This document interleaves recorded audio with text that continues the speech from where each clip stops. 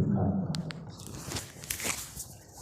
تو معاشرے میں اس وقت آپ سب سے زیادہ معزز، محترم اور بہترین لوگ ہیں۔ رسول اللہ صلی اللہ علیہ وسلم نے ارشاد فرمایا، اشراف امتی حملۃ القرآن، میری امت کے معزز ترین لوگ قرآن کریم کے حفاظ۔ تو اللہ تعالیٰ نے آپ کو بہت رتبہ عطا فرمایا۔ اللہ تعالیٰ نے مختلف خاندانوں اور قبیلوں سے آپ کو منتخب کر کے اپنے قرآن کریم کی نعمت سے نوازا۔ یہ شرف آپ کو اللہ مبارک کرے۔ تو آپ جتنا فخر کر سکتے ہیں اپنی سعادت مندی پر، اپنی خوش بختی پر۔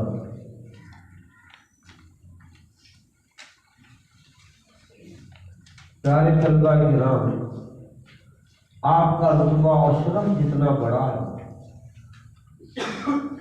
آپ کو نعمت جتنی بڑی ملی ہے، اس کی عظمت اور اس کی بڑائی کے تقاضے بھی بڑے بڑے ہیں۔ جیسے آتا ہے حدیث پاک میں کہ اگر روزہ دار کی کسی سے لڑائی ہو جائے یا جھگڑا ہو جائے اور اگلا بندہ اس کو اور بکنے لگے، غلط باتیں کرنے لگے، تو روزہ دار کیا کہے کہ میں آپ کی بات کا جواب نہیں دیتا کیونکہ میں روزہ سے ہوں، میرے منہ میں روزہ ہے۔ تو آپ کی زبان پہ، آپ کے سینے میں قرآن پاک، آپ کتنے ہی مشرف ترین لوگ ہیں۔ اللہ تعالیٰ یہ سعادت آپ کو مبارک کرے۔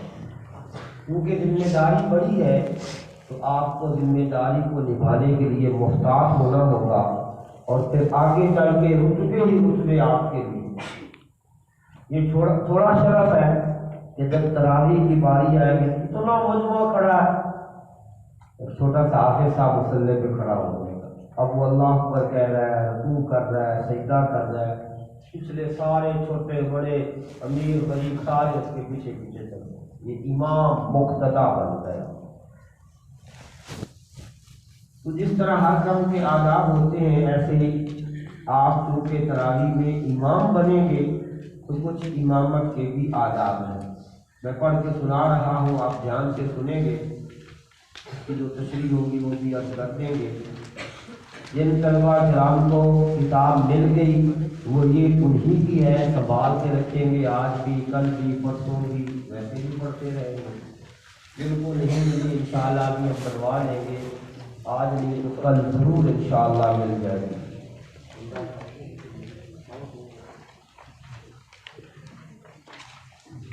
آپ کی کتاب کے صفحہ نمبر 2 پہ لکھا ہے امامت کے مسائل۔ اس میں لکھا ہے دوسرے پیرائے میں، یاد رکھیے امامت ایک عظیم منصب ہے، خواہ تراویح کی امامت ہو یا فرض نمازوں کی امامت ہو، لہذا اس منصب کے لیے انتخاب بھی عظیم شخص کا ہونا چاہیے، اور جو امام بننے کی خواہش رکھتا ہو اسے عظیم لوگوں کی صفات اپنانی چاہیے۔ حدیث پاک میں امام کو مقتدیوں کی نماز کا ضامن یعنی ذمہ دار قرار دیا گیا ہے، لہذا محض قرآن مجید یاد رکھنے کی خاطر تراویح کی امامت کا شوق پورا کر کے عام لوگوں کی نمازیں خراب ہونے سے بچائیں، اور منصب امامت کے تقاضوں کو مرفوع رکھیں، اور اپنے اندر ہمیشہ کے لیے ایسی صفات پیدا کریں جو ایک امام میں پائی جانی ضروری ہے۔ ذیل میں اسی موضوع سے متعلق چند ضروری مسائل ذکر کیے گئے ہیں۔ شروع میں امامت کے مسائل کا جو ہے عنوان اس کے شروع میں، یہ نا آپ کی نہیں، یہ جو شکایت ہے یہ آپ کی نہیں، آپ بڑے معزز لوگ ہیں۔ عام طور پہ جب ہمیں دیکھنے میں آیا تو ہم نے یہ شکایت لکھ دی۔ آج کل بعض حفاظ کرام کی عادت ہے کہ سارا سال عام لوگوں کی طرح بے پرواہی کی زندگی گزارتے ہیں، ان کے اخلاق اور ظاہری حیات شریعت کے بتائے ہوئے طریقوں کے مطابق نہیں ہوتی۔ کہنا یہ چاہتے ہیں کہ قرآن پاک میں اللہ تعالیٰ نے حضور صلی اللہ علیہ وسلم کی بیویوں کو خطاب کرتے ہوئے فرمایا یا نساء النبی لستن کأحد من النساء، اے حضور صلی اللہ علیہ وسلم کی بیویوں تم عام عورتوں جیسی نہیں ہو، تمہاری نسبت حضور صلی اللہ علیہ وسلم سے ہو گئی، آپ صلی اللہ علیہ وسلم سے نسبت ہونے سے آپ کا شان رتبہ بہت بلند ہو چکا، لہذا تمہیں عام عورتوں سے الگ تھلگ رہنا ہوگا۔ اسی طرح پیارے بچوں، حفاظ کرام، آپ کے سینے میں قرآن پاک آ چکا، اب آپ عام لوگوں جیسے نہیں ہیں، عام لڑکوں جیسے ان جیسا بننا بھی نہیں ہے، ہم تو خود ان کے لیے ماڈل بنیں گے، ان کے لیے جو ہے نمونہ بنیں گے، نہ کہ ہم ان جیسے بن گئے۔ یہ اس کی شکایت کی جا رہی ہے۔ بعض افعال کے خلاف میں قدر قلم میں ہوتے ہیں کہ ان میں اور گلی محلے کے اباس لڑکوں میں کوئی فرق نظر نہیں آتا، وہی گالیاں، وہی بکواس، وہی جھوٹ، وہی غیبت، وہی بد تہذیبی۔ نہیں، یہ حافظ کا کام نہیں۔ داڑھی، سر کے بالوں کا سٹائل اور لباس، طرز گفتگو اور ان کا رہن سہن یکسر غیر شرعی ہو جاتا ہے۔ جب آپ حافظ ہیں تو آپ کو حافظوں جیسا بن کے رہنا ہے۔ کیسا؟ جیسے آپ کے استاد محترم ہیں، آپ نے جن اساتذہ سے پڑھا ان کے سر کے بال بڑے بڑے، وہ لوگ ان کی داڑھی کٹی ہوئی ہے، ان کا لباس غیر شرعی ہے، تو ہمیں کیسا بننا ہے؟ اپنے اساتذہ جیسا، نہ کہ محلے کے لڑکوں جیسا۔ اوپر پگ بنا رکھی، داڑھی چھوٹی کرا رکھی۔ ابھی ہمارا پروگرام تھا تو ہمارے کچھ پرانے حافظ آئے ہوئے تھے، تو بڑا افسوس ہوا، دل پہ چوٹ لگی، ان میں کئی بچوں نے داڑھی کٹا رکھی۔ تم نے قرآن پاک حفظ کیا کتنی بڑی۔ یہ داڑھی کٹانا نہیں ہے، یہ رسول اللہ صلی اللہ علیہ وسلم کی سنت کو قتل کرنا ہے۔ یہ چھوٹا سا جرم ہے۔ مگر جیسے رمضان شریف کا مہینہ آتا ہے تو تراویح پڑھانے کے لیے بڑے بےتاب دکھائی دیتے ہیں تاکہ قرآن مجید یاد رکھا جا سکے۔ اب امامت سے متعلق چند باتیں۔ امامت کی صفات اور شرائط۔ امام کو درج ذیل صفات اور شرائط کا حامل ہونا ضروری ہے۔ یہ آپ کو صفحہ نمبر کا پتا ہوگا، صفحہ نمبر 2 درمیان سے میں پڑھ رہا ہوں، صفحہ نمبر 2 درمیان سے۔ خواہ وہ فرض نمازوں کا امام ہو یا صرف نماز تراویح کا امام ہو۔ تراویح میں تو ہوتا ہی ہے، عام طور پہ مسجد والے حافظ صاحب سے کہتے ہیں آپ عشاء کی نماز بھی پڑھا دیں، حافظ صاحب سے کہتے ہیں آپ فجر کی نماز بھی پڑھا دیں۔ بعض حافظ وہیں رہتے ہیں تو عام نمازوں میں بھی امام صاحب انہیں کھڑا کر دیتے ہیں۔ تو بھائی امام کے لیے کن کن شرائط کا ہونا ضروری ہے؟ نمبر 1، صحیح العقیدہ مسلمان۔ صحیح العقیدہ کیا ہے؟ اہل سنت والجماعت کے جتنے متفق علیہ عقائد ان سب کو دل و جان سے مانتا، کسی ایک کے بارے میں بھی اس کو شک شبہ نہ ہو۔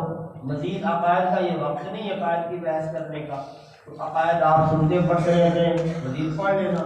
تو ہمارا مسئلہ کیا ہے؟ اہل سنت والجماعت، حنفی، دیوبندی، بولیے جماعت۔ ہاں، تو ہمارے عقائد سارے کے سارے ان کے مطابق ہیں۔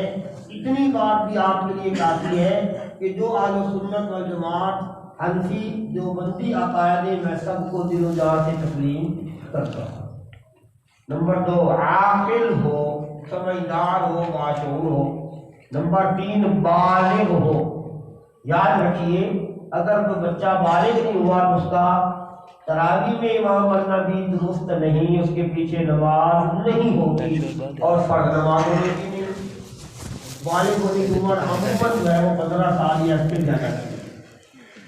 نمبر 4، داڑھی کتروا کر ایک مجھ سے کم نہ کرتا ہو۔ ادھر دیکھیے میری طرف، یہ میری داڑھی ہے نا، یہ میں نے مٹھ بھری ہے، یہ مٹھ سے زیادہ آ گئی، ادھر سے مٹھ بھریں گے یہ زیادہ آ گئی، ادھر سے مٹھ بھریں گے یہ زیادہ آ گئی۔ تو جب داڑھی بڑی ہو گئی تو مٹھ بھر ہونا ضروری ہے، اگر چھوٹی ہے نکل رہی ہے تو جتنی ہے درست ہے۔ اور جب ایک دفعہ داڑھی کٹ گئی اس کے بعد اس بندے کے پیچھے نماز پڑھنا مکروہ تحریمی ہے جب تک وہ داڑھی پوری نہ ہو جائے۔ اب پوری ہونے میں 6 مہینے لگے، سال لگے، بات کا مسئلہ ہے۔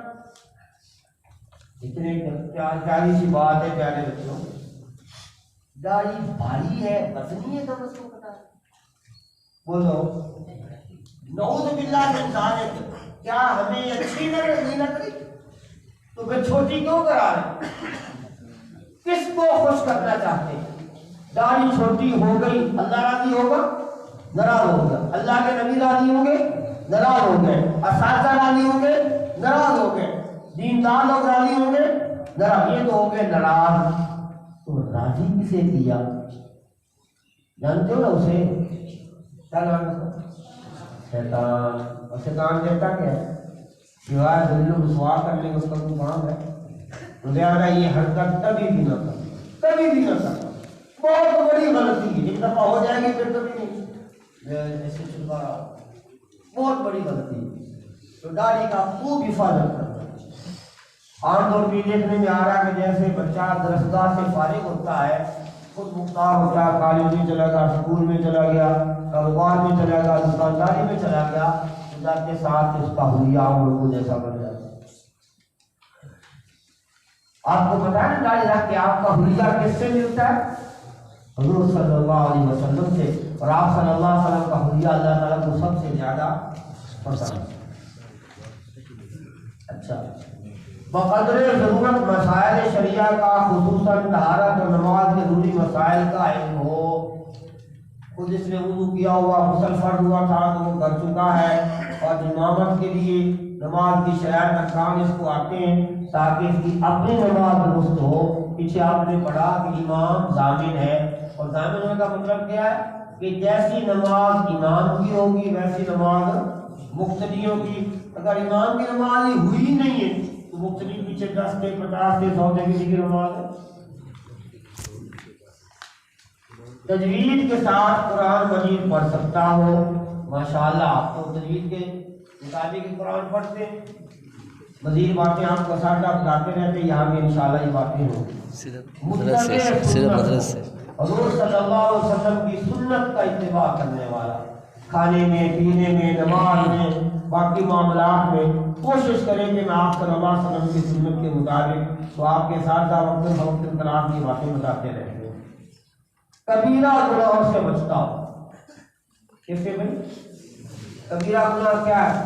جھوٹ بولنا، غیبت کرنا، گالی دینا، تکبر کرنا، تہمت لگانا، بہتان لگانا، چوری کرنا، ڈاکہ مارنا، غیر محرم عورتوں کو دیکھنا، ٹی وی دیکھنا، موبائل تو درست ہونا، موبائل ہے تو دیکھنا جائے وہ یہ بھی جائے۔ صحیح علماء کا مسئلہ عرض کر رہا ہوں، تصویر حرام تھی، حرام ہے، قیامت تک حرام رہے گی۔ تصویر کھینچنا، کھنچوانا، رکھنا، دیکھنا، چاروں کام غلط اور ناجائز ہے، چاہے مساجد میں ہوں، چاہے علماء کرام کی ہوں، چاہے محفل قرات کی ہوں یا محفل نعت کی ہوں یا سیاسی حضرات کی ہوں، تو ان کی تصویر بنانے سے تصویر جائز، تو آپ اس سے بچیں، گناہ کبیرہ سے بچیں۔ اچھا، کبیرہ گناہ کرنے والے کی امامت کا حکم۔ کبیرہ گناہ کرنے والا شخص جب تک گناہوں کو چھوڑ کر توبہ نہ کر لے اور جو حقوق اس نے ضائع کی ان کی تلافی نہ کر لے، اس وقت تک اس کے پیچھے نماز پڑھنا مکروہ تحریمی ہے۔ لہذا امام پر واجب ہے کہ تمام گناہوں کی کاموں سے مکمل اجتناب، پرہیز کرے، بچے، اور اگر کبھی کوئی گناہ سرزد ہو جائے تو فوراً توبہ کرے تاکہ اس کی وجہ سے مقتدیوں کی نماز مکروہ نہ ہو، ورنہ ان کی نماز مکروہ ہونے کا گناہ امام کے کھاتے میں لکھا جائے گا۔ عام طور پہ پائے جانے والے چند کبیرہ گناہ یہ ہیں شرک کرنا، زنا کرنا، غیبت کرنا، شراب پینا، سود کھانا، داڑھی منڈانا یا کٹوا کر ایک مٹھی سے کم کرنا، نماز چھوڑنا۔ آج بہت بڑا المیہ یہ چل رہا ہے کہ ہمارے حفاظ کرام پکے نمازی کوئی 4 نمازیں پڑھی، ایک چھوڑ دی، فجر کی عموماً چھوڑ دیتے، عشاء کی چھوڑ دیتے۔ آپ نے فضائل اعمال میں حدیث پڑھی سنی کہ ایک نماز چھوڑنے کا کتنا وبال ہے؟ 2,80,00,000 سال جہنم میں جلنا۔ کتنا میں 2,80,00,000۔ ایک نماز چھوڑی، بعد میں قضا بھی کر لی تب بھی، اور جس نے نماز چھوڑ دی قضا نہیں کی وہ اس سے بڑا مجرم ہے۔ تو جو نماز چھوڑتا ہے یا نماز میں بھٹی کرتا ہے وہ بندہ جو خود کبیرہ گناہوں کا مرتکب ہے، اس کو امام نہیں بننا چاہیے۔ پیارے بچوں، پیارے طلباء کرام، پیارے حفاظ کرام، ہمارے پیچھے جو لوگ نماز پڑھ رہے ہیں تو پہلے مسئلہ بتا دیا، جیسی نماز امام کی ویسی نماز امام کی نماز مکروہ، اس کا ثواب تھوڑا، یا اللہ نہ کرے وہ قبول نہیں تو بیچارے مقتدیوں کی نماز بھی ویسی ہوگی۔ حالانکہ وہ محنت کر کے آئے، وضو کیا، آپ کے پیچھے خلوص سے نماز پڑھی، تو یہ ان کے ساتھ دھوکہ نہیں؟ بولو نا۔ ایک بندہ یہ سمجھ کر آیا کہ مجھے یہاں سے خالص دودھ ملے گا، پیسے بھی پورے لے کر آیا، اس کو 2 نمبر دودھ دے دیا، اس سے بڑی اور خیانت کیا ہوگی؟ تو بھائی نماز کی پابندی، نماز کی تو پیچھے غلطی ہو گئی، اس کی سچی توبہ کرنی ہے۔ اور یاد رکھیے، بالغ ہونے کے بعد کوئی نماز چھوڑنے کی اجازت نہیں۔ اگر چھوٹی ہے تو اس کا قضا کرنا واجب ہے، اس کی قضا کرنا ضروری ہے۔ اسے بولتے صاحب ترتیب۔ گھر والوں کے پیچھے چھٹیاں، کسی کا مال ناجائز طریقے سے کھانا، والدین کی نافرمانی کرنا، کسی مسلمان کو گالی دینا وغیرہ، یہ موٹے موٹے گناہ کبیرہ بتا دیے۔ باقی آپ بیانات میں سنتے رہتے ہیں، تو بھائی ہمیں متقی پرہیزگار بننا ہے۔ اچھا ایک بات سوچیں، یہ مصلی جو بچھا ہوا ہے اس کی ابتدا کب ہوئی؟ رسول اللہ صلی اللہ علیہ وسلم سے۔ اس مصلی کے سب سے پہلے کون کھڑے ہوئے؟ بولو، رسول اللہ صلی اللہ علیہ وسلم، ان کے بعد سیدنا ابوبکر صدیق رضی اللہ تعالیٰ عنہ، ان کے بعد سیدنا فاروق اعظم رضی اللہ تعالیٰ عنہ، سیدنا عثمان غنی رضی اللہ تعالیٰ عنہ، سیدنا علی المرتضیٰ رضی اللہ تعالیٰ عنہ، سیدنا حسن مجتبی رضی اللہ تعالیٰ عنہ، سیدنا امیر معاویہ رضی اللہ تعالیٰ۔ تو یہ سارے صحابہ کرام، آج میں مصلی پہ کھڑا ہو رہا ہوں تو میرا شمار انہی کے ساتھ تو ہوگا۔ تو پھر ایک نظر اپنے اوپر ڈالنا، کیا میرے اندر ان جیسی صفتیں ہیں؟ کیا میں مصلی پہ کھڑا ہونے کے قابل ہوں؟ اتنی بڑی ذمہ داری۔ اچھا یوں سمجھیے، آپ مصلی پہ کھڑے ہو گئے، مصلی پہ کھڑا ہونے والا کون ہے؟ یہ وہ شخص ہے جو آپ سب کی طرف سے نمائندہ بن کر اللہ تعالیٰ سے گفتگو کر رہا ہے۔ آپ سب کی طرف سے نمائندہ بن کر اللہ تعالیٰ سے گفتگو کر رہا ہے، سارے مقتدیوں کی درخواست سے اللہ کو روح پیش کر رہا ہے۔ اس بندے کو کتنا اچھا ہونا چاہیے۔ تو عزیز طلباء کرام، عزیز حفاظ کرام، آپ اس منصب کے تقاضوں کا خیال کرتے ہوئے پورا دھیان کرنا ہوگا۔ بد اخلاق شخص کی امامت کا حکم، امام کو اچھے اخلاق والا ہونا چاہیے۔ اگر امام بد اخلاق ہو، کیا مطلب گالی گلوچ کرتا ہو، بلا وجہ کسی کی عزت اچھالتا ہو یا لڑائی جھگڑے کا عادی ہو، تو ایسا شخص فاسق ہے، اور فاسق کے پیچھے نماز پڑھنا مکروہ تحریمی ہے۔ نیز اگر امام بد اخلاق ہوگا تو مسجد میں فتنہ فساد کا خطرہ ہوگا۔ تو ہمارے اخلاق اچھے، اخلاق کیا ہوتا ہے؟ انسان کا کردار، انسان کا بول چال، انسان کا دیکھنا، لین دین، رہن سہن، لوگوں کے ساتھ جو لین دین معاملہ ہے وہ حضور صلی اللہ علیہ وسلم کے اخلاق جیسا ہو۔ اچھا، داڑھی منڈانے یا کروانے والے کی امامت کا حکم، दाढ़ी मुंडाने या कटवा कर एक मूर्ति से छोटी काम करने वाले आदमी का इमाम बनना मकरूह है। खाफत नमाज हो या तरावी की नमाज। आप माशाल्लाह सारे सही दाढ़ी वाले तशरीफ रखते हैं, बाकी बच्चों को दाढ़ी भी आ रही है, हिफाजत करेंगे इसकी इंशाअल्लाह। तो हमारे शहर में ऐसे लोग हैं जो हाफिज हैं, लेकिन वो जब दाढ़ी कटाते रहते हैं दाढ़ी बढ़ाने के लिए आ जाते हैं उनके पीछे। तो हम में अगर कोई हरकत करेगा तो दो दवा फ्री वाले ताकि और आए आप लोग भी थोड़ा सा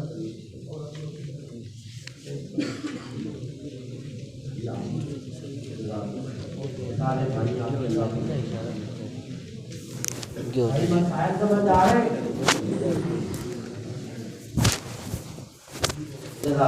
दाढ़ी मुंडाने या कतराने से तौबा कर ली, मगर दाढ़ी अभी पूरी नहीं हुई। अब ये गलती एक दफा हो दाढ़ी कट गई तो ये कितनी बड़ी गलती इसका अंदाजा लगा। इसी तरह अगर कोई हाफिज दाढ़ी मुंडाने या कतराने का आदि था जिसने दाढ़ी मुंडाने या कतराने के अमल से तौबा कर ली, तो जब तक इसकी दाढ़ी एक मुट्ठी के मौका से पूरी नहीं होगी इसका इमाम बनना जायज। दाढ़ी कट गई, अब ये मुट्ठी भर दाढ़ी होने तक इमाम नहीं बन सकता, चाहे 6 महीने लगे, साल लगे, 2 साल लगे। नंगे सर घूमने और गैर शरीर लिबास पहनने वाले की इमामत का हुक्म। मोहतरम और मोहतरम मुफाद कराम, इस कायनात में सबसे बेहतरीन और सबसे अजीम तरीन हस्ती का नाम अल्लाह ताला के मासूम तरीन हस्ती का नाम जी अल्लाह ताला ने हमें उनका वारिस बनाया, उनकी लड़ी में बनाया, उनका पैरोकार बनाया। तो सबसे खूबसूरत खुलिया किसका? आप सल्लल्लाहु अलैहि वसल्लम का। तुम्हें अपने लिबास में सर के बाल हो कोई भी हो तो उसमें हमें एक जैसा बनना है।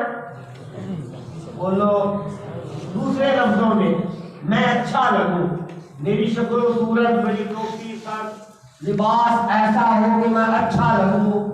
किसको? बोलो अल्लाह ताला को, अल्लाह के रसूल सल्लल्लाहु अलैहि वसल्लम को।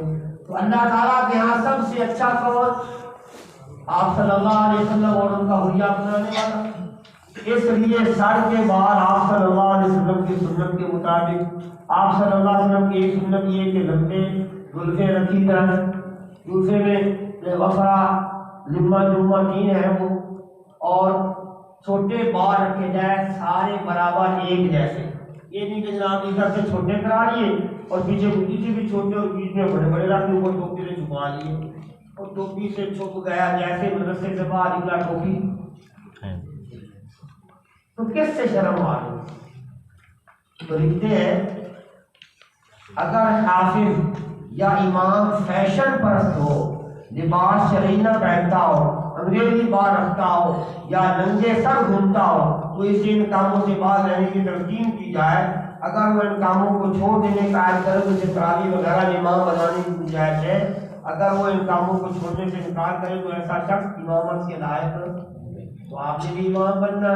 लिहाजा गैर शरई सर के बाल बोलो ना हो, कौन राजी होगा? अल्लाह राजी होगा। नमाज की पाबंदी न करने वाले की इमामत का हुक्म क्या है? मकरूह तहरीमी है। तो नमाज के बारे में बात मैं करूँगा। अच्छा, ये अगले मसाले बिल्कुल शख्स की इमामत का हुक्म की तफसीली बातें हैं। जिस इमाम से नमाजी खुश न हो इसकी इमामत का हुक्म। भाई ये बात है कि जब हम तरावी पढ़ाएंगे या नमाज पढ़ाएंगे, इमाम बनेंगे, तो कम अज कम हमें अपने मुक्तदियों से ध्यान करना होगा। उनके सामने हमारी कोई ऐसी हरकत न आए जिससे उनको नफरत हो, वो बुरा समझे, हमारी की नमाज पढ़ने से उनको दिक्कत होगी। जी नगीना हाफिज की इमामत का नगीना हाफिज इमाम बन सकता है, कोई मसला नहीं। नाबालिग हाफिज की तरावी पढ़ाना, नाबालिग हाफिज के पीछे फर्ज नमाज वितर और तरावी की नमाज पढ़ना दुरुस्त नहीं है। लिहाजा नाबालिग हाफिज को फर्ज वितर या तरावी का इमाम न बनाया जाए। पिछले साल पता चला नाबालिग है तो औरतों का इमाम बन सकता है, बिल्कुल गलत बात, औरतों का इमाम भी नहीं बन सकता। ہاں نابالغ بچہ ان کا قرآن پاک یاد رکھانے کے لیے اس کے پیچھے جو مقتدی ہو وہ بھی نابالغ ہو جائے، اس طریقے سے اپنا قرآن سنا لے تو گزارا چل جائے گا۔ تراویح پڑھانے کا زیادہ حقدار کون ہے؟ بھائی جو مسجد میں امام ہے پہلے زیادہ اس کا حق ہے، اور اگر وہ خود اپنی مرضی سے چھوڑ دے تو پھر کسی اور امام حافظ کو مقرر کیا جائے۔ حافظ کو کیا کہتے ہیں، امام کی کسی حافظ کو مقرر کرنا مناسب نہیں ہے۔ اچھا جی، دو حافظوں کا مل کر 10 رکعت تراویح پڑھانا، یہ بھی ضرورت ہے 10 رکعت یہ پڑھا لے، اور وہ تمہارا تو 10 رکعت یہ پڑھا لے، وہ تمہارا تو ادا کرنا بھی درست ہے۔ اچھا فرض اور وتر ایک امام اور تراویح دوسرا امام پڑھایا تو اس میں کوئی حرج نہیں، اس میں کوئی حرج، ایک امام نے فرض پڑھائے اور وہ چلا گیا، حافظ صاحب نے تراویح پڑھائی، وہ حافظ صاحب وتر بھی پڑھا لے تو کوئی حرج نہیں۔ کچھ لوگ کہتے ہیں جس نے فرض پڑھا تراویح وتر بھی وہی پڑھائے، اس کی کوئی شرط نہیں ہے۔ کسی کے انتظار میں جماعت فریضہ کرنا غیر مناسب ہے، زیادہ ہمیں وقت سے پہلے موجود ہونا۔ اچھا اگلا مسئلہ خواتین کا، وہ خواتین کو بتا دیں۔ عزیز استاد کرام کو یہ مسائل سمجھ آئے، بار بار ان کو پڑھتے رہیے، بار بار ان کو پڑھتے رہیے، اور اپنے آپ کو امام بننے کا اہل بنانے کے لیے محنت کرتے رہیے۔ اللہ تعالیٰ توفیق دے۔ جن کو کتاب کے آخر میں چلے گا، آخری ورقہ پیچھے الٹ لیں، ایک ورقہ اور الٹ لیں، صفحہ نمبر 10 پہ سجدہ سہو کے مسائل کا عنوان ہے۔ سجدہ سہو،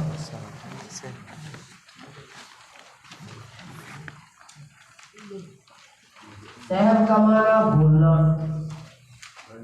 نماز میں بھول ہو گئی تو نماز خراب ہو گئی، ٹوٹ گئی یا باقی رہے گی، ان مسائل سے واقف ہونا بھی ضروری ہے۔ سجدہ سہو کے مسائل سمجھنے سے پہلے نماز کے ارکان، واجبات، مستحبات اور مکروہات وغیرہ کو یاد کرنا اور ان کا حکم جاننا ضروری ہے۔ اچھا بھائی، ارکان سے پہلے شرائط بھی ہے، وہ یقیناً آپ کو یاد ہوگی۔ نماز کی کتنی شرائط ہے؟ بولو 7۔ نماز کی شرائط کتنی ہے؟ 7۔ میرے ساتھ کہہ لیجیے، بدن کا پاک ہونا، کپڑوں کا پاک ہونا، سطر کا چھپانا، جگہ کا پاک ہونا، نماز کا وقت ہونا، قبلہ کی طرف منہ کرنا، نماز کی نیت کرنا۔ ایک دفعہ پھر کپڑوں کا پاک ہونا، جگہ کا، بدن کا پاک ہونا، سطر کا چھپانا، جگہ کا پاک ہونا، نماز کا وقت ہونا، قبلہ کی طرف منہ کرنا، نماز کی نیت۔ اب آپ بولو، بدن کا پاک ہونا، کپڑوں کا پاک ہونا، سطر کا چھپانا، جگہ کا پاک ہونا، اور کیا سارے اپنی اپنی ترتیب میں یاد کرتے ہیں۔ ہاں بہت اچھے ایک بندہ کھڑے ہو کے ساتھ کو سنا دے، زمین کھڑا ہو جائے۔ نمبر 1 بدن کا پاک ہونا، نمبر 2 کپڑوں کا پاک ہونا، نمبر 3 جگہ کا پاک ہونا، نمبر 4 صدر کا چھپانا، نمبر 5 نماز کا وقت ہونا، نمبر 6 قبلے کی طرف منہ کرنا، نمبر 7 نیت کرنا۔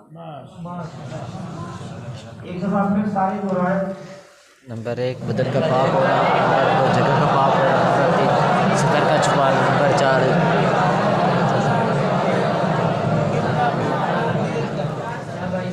آپ کو پڑھاتے رہتے سارے ماشاءاللہ واقعے میں بدن کے پاک کرنے میں وضو ہے، غسل ہے، سنجا ہے، تیمم میں سارے مسائل سے آپ کو جی جگہ پاک ہونا، نماز کی نیت کرنا، ساری باتیں آپ کو تو یہ فہم کریں۔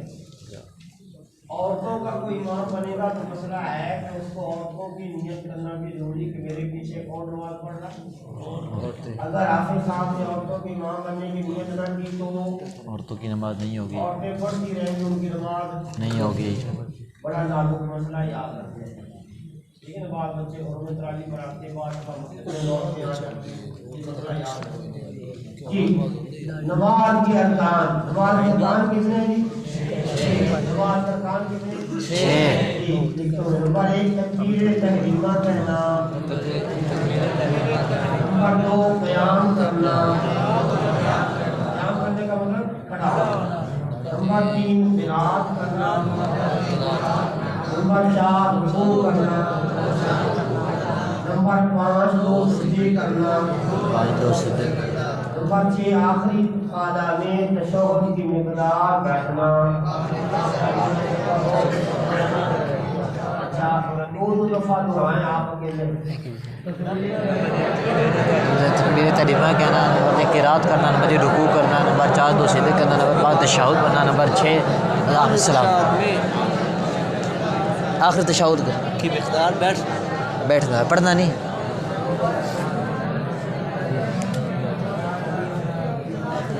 तकबीर तहरीमा कहना क्या मतलब? अल्लाहु अकबर कहते हैं, क़याम करना ये सीधा ये भला क्यों ना बैठना, ना भी पढ़े तो बाकी नमाज सवाब कोई ना से।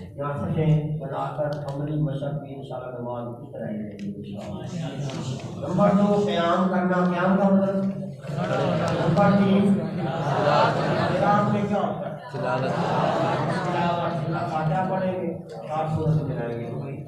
अच्छा, रुकू करना, 2 सजदे करना, कितने हो गए? और आखिरी काला में तशहुद की मिक़दार। और कुछ सुनाएगा? नंबर 1 तकबीर तहरीमा कहना, नंबर 2 क़याम करना, नंबर 3 क़िराअत करना, नंबर 4 रुकू करना, नंबर 5 2 सजदे करना, नंबर 6 आखिरी कादे में तशहुद की मिक़दार। कादा काफ ऐन दाल है कादा, अब रफ्तार पे याद करना। और कुछ सुनाएगा? मुफ्ती मोहम्मद उस्ताद साहब दामद बरकातुहू आपके सामने खड़े हैं, ये भी तकबीर तहरीमा कहने के लिए ना वो हाथ उठाएंगे, ध्यान से देखिए। ऐसे नहीं करना,